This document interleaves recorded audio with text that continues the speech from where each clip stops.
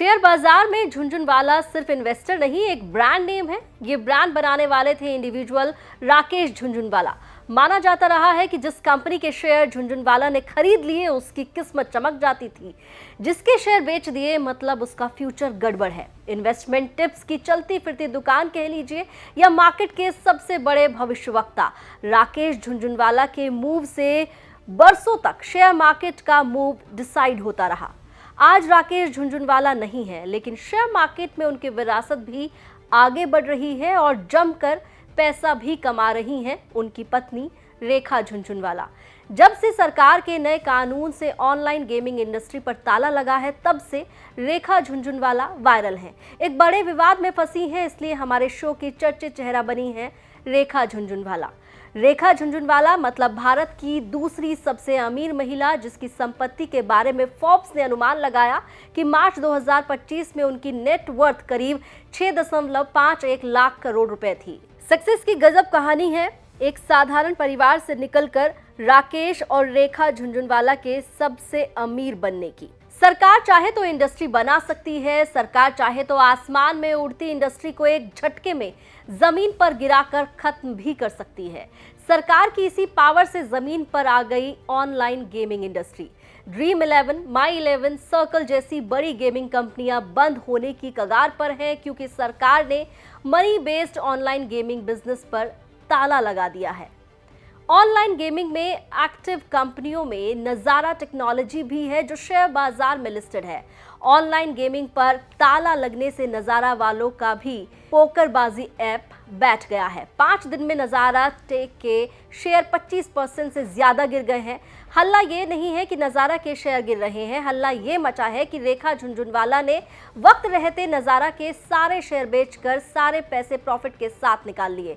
मार्च में रेखा के पास नज़ारा के करीब 62 लाख शेयर या 7% से ज्यादा शेयर थे। लोग सवाल पूछ रहे हैं कि क्या नज़ारा के 334 करोड़ के शेयर्स बुरे समय से पहले बेच देना रेखा झुनझुनवाला का मास्टर स्ट्रोक था, या इनसाइड ट्रेडिंग यानी शेयर बाजार की खुफिया जानकारी हासिल करके खुद को भीषण नुकसान से बचा लिया।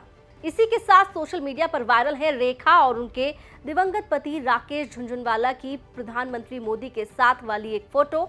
वायरल फोटो में राकेश कुर्सी पर बैठे हैं, पीएम मोदी रेखा के साथ खड़े हैं। लोग अब झुनझुनवाला पर आरोप लगा रहे हैं कि मोदी भक्ति का फल मिला है। 2022 में निधन के कुछ वक्त पहले राकेश और रेखा मोदी से मिले थे, तब भी उस मुलाकात की बहुत चर्चा हुई थी। मोदी ने one and only Rakesh Jhunjhunwala कहा था। चर्चा इसकी भी हुई कि इतना बड़ा आदमी पीएम मोदी से मिलते वक्त ऐसी शर्ट पहनकर चला गया जो ढंग से प्रेस भी नहीं थी।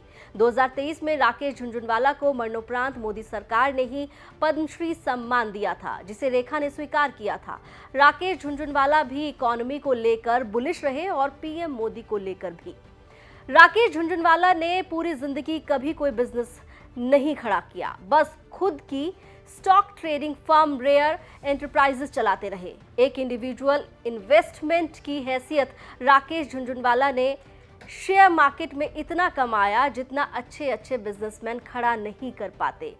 2022 में जब राकेश झुनझुनवाला की मौत हुई, उससे पहले उन्होंने बरसों पुरानी हसरत पूरी करने के लिए अपने इन्वेस्टमेंट के साथ पार्टनरशिप की अकासा नाम की एयरलाइन शुरू की, लेकिन अकासा लकी साबित नहीं हुई। एयरलाइन शुरू होते ही राकेश झुनझुनवाला अरबों की संपत्ति छोड़कर चले गए। राकेश के जाने के बाद झुनझुनवाला का सारा कुछ संभालने लगी रेखा झुनझुनवाला। झुनझुनवाला के रहते रेखा झुनझुनवाला भी शेयर मार्केट में एक्टिव रही, लेकिन मार्केट में नाम रेखा का नहीं राकेश झुनझुनवाला का चलता था। अब रेखा झुनझुनवाला का चलता है। वही दौर, वही चर्चाएं शुरू है कि रेखा किस शेयर में पैसे लगा रही हैं, किससे पैसे निकाल रही हैं। राकेश झुनझुनवाला राजस्थान के झुंझुनू के अग्रवाल परिवार में जन्मे थे। इनकम टैक्स ऑफिसर पिता शेयर मार्केट में इंटरेस्ट लेते थे। घर में होने वाले डिस्कशन से सीए बनने के बाद राकेश झुनझुनवाला शेयर बाजार में किस्मत आजमाने चले गए। तब बीएसई का सेंसेक्स 150 का होता था, तो आज 81,000 के पार है। बिना परिवार की मदद लिए राकेश झुनझुनवाला ने खुद 5,000 कमाए और मुंबई की दलाल स्ट्रीट में उतर गए। तब तक शेयर बाजार में हर्षद मेहता की भी एंट्री हो चुकी थी। तब हर्षद ही मार्केट के खिलाड़ी होते थे, झुनझुनवाला बस इमर्जिंग इन्वेस्टर थे।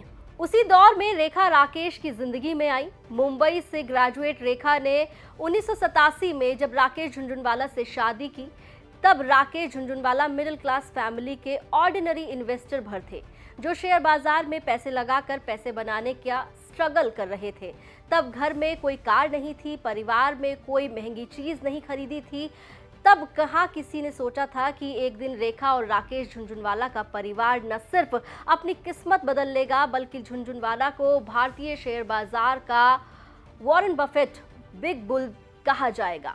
1986 में पहली बार 5 लाख का मोटा प्रॉफिट टाटा टी के शेयर से कमाए। उस जमाने में उन्होंने 43 रुपए के भाव पर 5000 शेयर्स खरीदे थे। जैसे ही 100 का प्रॉफिट हुआ, उन्होंने शेयर्स बेचकर 5 लाख का मोटा प्रॉफिट कमा लिया। ऐसे ही इन्वेस्टमेंट के साथ अगले 2-3 साल में उन्होंने 20-25 लाख रुपए कमा लिए थे। टाटा पावर, सेसा गोवा जैसी कंपनियों के शेयर्स में उन्होंने शुरुआती इन्वेस्टमेंट की। राकेश झुनझुनवाला की किस्मत तब बदली जब उन्होंने टाटा की कंपनी टाइटन में इन्वेस्ट किया।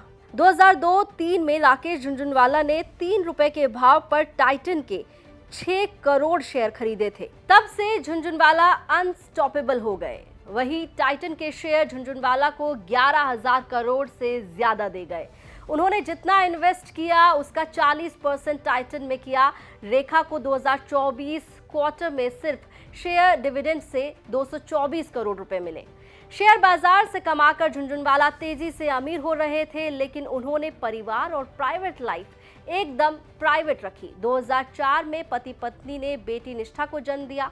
आगे 2 जुड़वा बेटे आर्यमन और आर्यविन।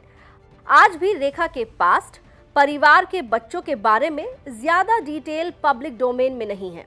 राकेश झुनझुनवाला ने अपने जीवन में भविष्य और इन्वेस्टमेंट के सही और सटीक अनुमान लगाए। कहते थे, मौसम, मौत, मार्केट और महिला, यानी 4M के बारे में कोई कुछ नहीं कह सकता। मार्केट का कोई किंग नहीं होता। जो खुद को किंग समझते हैं वो जेल पहुंच गए। राकेश झुनझुनवाला बिग बुल इसलिए कहे गए क्योंकि उन्होंने हमेशा ये माना कि मार्केट ऊपर जाएगा।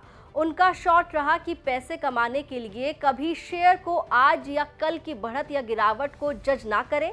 लॉन्ग टर्म फ्यूचर देखकर लॉन्ग टर्म के लिए पैसे लगाना ही उनकी सबसे बड़ी सलाह थी। मार्केट का झुंड क्या कर रहा है ये मत सुनो, रिसर्च और एनालिसिस पर भरोसा करो। हमेशा इस बात के लिए तैयार रहना चाहिए कि शेयर बाजार स्थिर है, गिरावट हो तो घबराना या आवेश में फैसला नहीं करना चाहिए। रिस्क करने के लिए डाइवर्स पोर्टफोलियो यानी अलग अलग के शेयर्स में इन्वेस्ट करने की ही उनकी टिप्स थी।